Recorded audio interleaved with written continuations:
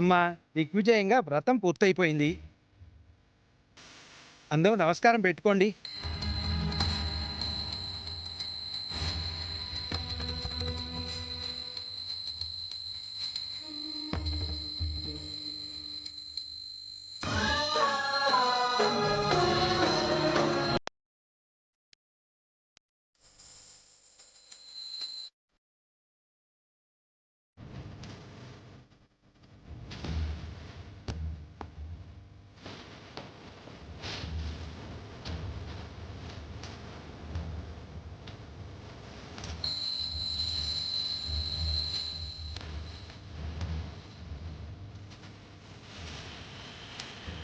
బాబు, వ్రతం దిగ్విజయంగా పూర్తయింది.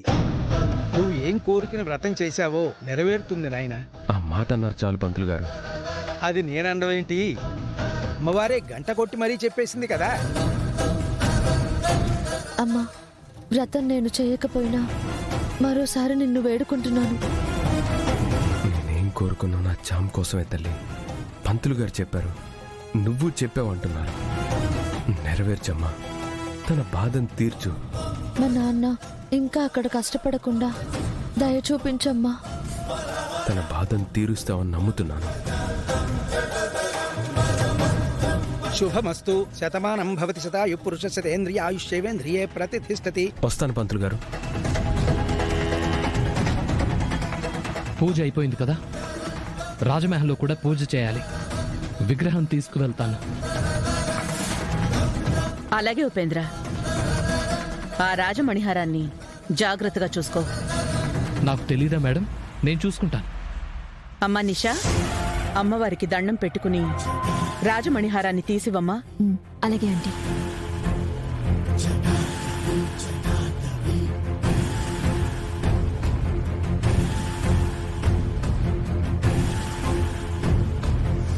అమ్మా, నా ప్రేమకి నాకు మధ్యలో ఆ చామంతి పనిది అడ్డుగోడలా తయారైంది. దాని ప్రాణాలను తీసేసిన నేనేమనుకోనమ్మా. నెక్స్ట్ ఇయర్ కూడా ఈ చేతులతోనే రాజమణి హారం నీకు వేసి పూజ చేస్తాను.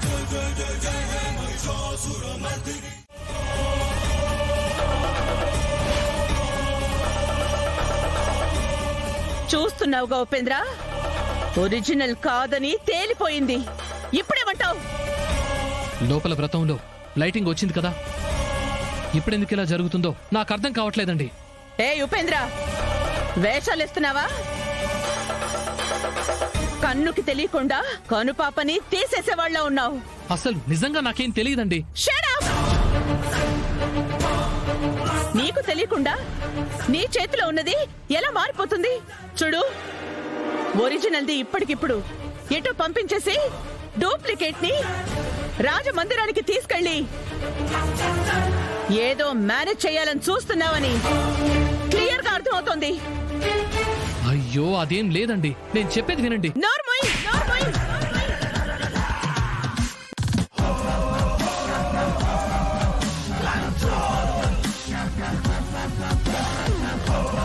నన్నే కొడతారా? నా మీదే చేయి చేసుకుంటారా?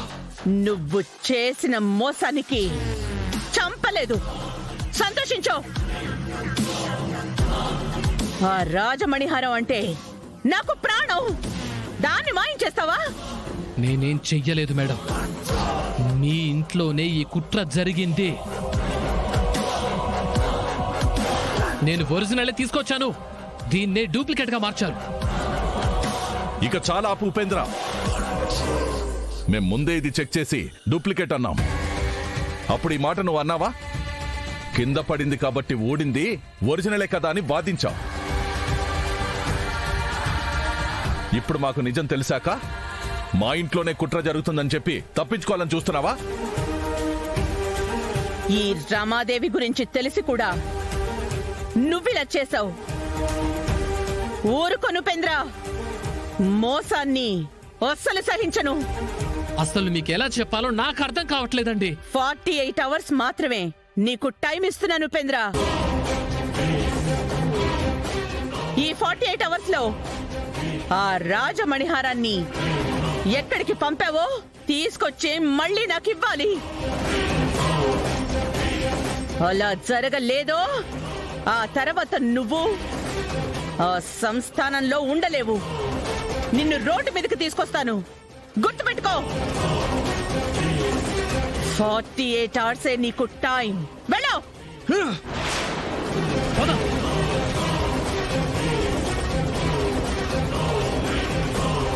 వీడిలా మోసం చేస్తాడు అనుకోలేదు.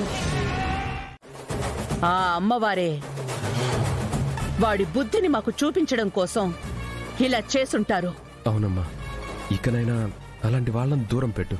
వాడి దగ్గర రాజమణిహారం ఉందిరా, ఎలా వదిలేస్తాం? తెస్తానన్నాడు కదా అత్తయ్య గారు, లేదంటే వదులుతామా?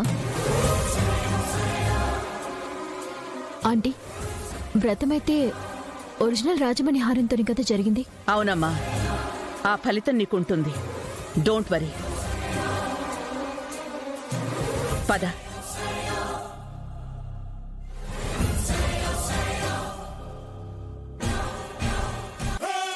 రాజమణిహారం ఉపేంద్ర దగ్గరే ఉందని నమ్ముతున్నారంటే అందుకు నాకు ఒక అంతుకు మంచి జరిగింది. వేరేలా తెలుసుంటే అక్క నా దగ్గరే ఉందని నన్ను అమ్మను వేధించేది. ఇప్పటికి ఆ సమస్య లేదు. అమ్మా, దుర్మార్గుల్ని ఎలా శిక్షించాలో అలాగే శిక్షిస్తున్నావు.